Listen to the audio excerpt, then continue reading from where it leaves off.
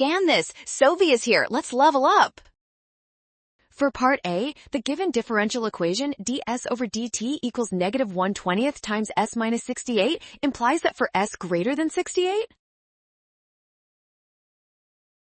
Negative. However, the provided slope field shows positive segments for values of s greater than 68, such as at s equals 70, which contradicts the mathematical model.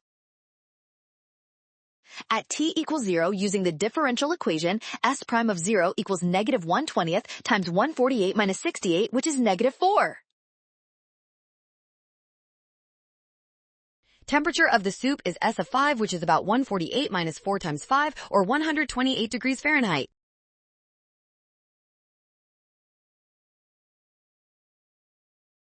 Great job working through that. Scan the code. You can learn better with Sovi. Watch out for sign errors and always double check each step carefully.